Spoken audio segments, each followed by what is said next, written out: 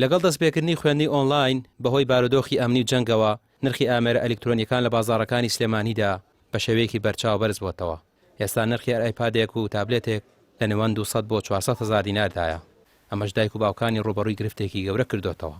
خێزانێک کە چەند کاژمێرێکە بە دوای ئامێرێکدا دەگەڕێن دەڵێن لەم کاتی بێ موچەیەدا ئەمە بارگرانیەکی توندە لەسەر شانمان.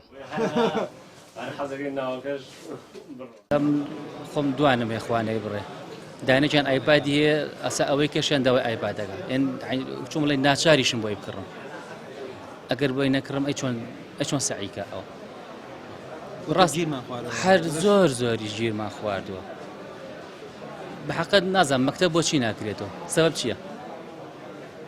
بۆچی ناکرێتەوە؟ سابەت چەنەوەی بە ئایپادێکی تر ئێستاکاندا من چەند دوکانێکم کرد نەک یەک دوکان باوڕەکەی لە بازارەکەی ئەو دیەوە هەتا ئەم دوکان تا سەر ڕۆژماتمەوە خۆڕێرە هە سوڕێمەوە لە $385 هەرە نزمەکەی بوو کە موچە نەبێ عین تۆ مەچی بیکرا چی قەرزکەیت یا قرس بەخوا دانەوەی ئەوێ. فرۆشیارانی ئامێرە ئەلکترۆنیەکان ئاماژە بەوە دەکەن کە بەراورد بە هەفتەی ڕابردوو نرخی هەر ئایپادێک نزیکەی $80 زیادی کردووە. توانین بڵین 6 قات و 7 قات سەرفیاتی زیادی کردووە. ئەمەش بۆ بە هۆکاریەوەی کە ئایپادێک لە بازاڕە 60 تا 70 تا $80 زیاد بکاو گران ببێ.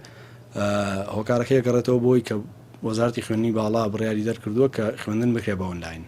لە ماوەی هەفتەی ڕابردوو لە $345 بۆنە ئایپادێکی 11 کە هەرزانترین ئایپادی ئەپڵە بەلۆکی لە $345 و هاتە $390 کە خەڵگەی کردی لە ئێمە. بازرگانان هۆکاری ئەم گرانبوونە بۆ داخستنی فڕۆکەخانەکان و کەمبوونەوەی کاڵا دەگەڕێنەوە کە بۆتە هۆی بەرزبوونەی نرخەکان بە ڕێژەی 30 لە هەمان کاتدا خواستێکی زۆر بۆ مەبەستی خوێندن لەسەر ئەم ئامێرانە دروست بووە. پشت بە دووبەیە بەستین بۆ هێنانی هەموو ئامێرە ئەلکترۆنیەکان. مەتاری دووبەی وەکو پێشووتر نییە مەسەڕەحلەکان هەمووی داخراوە مەتار داخراوە لەوێش کەم بۆتەوە بۆیە عادەتەن بازرگانەکان بە دوای قازانجی زیاتر ئاگەڕێن.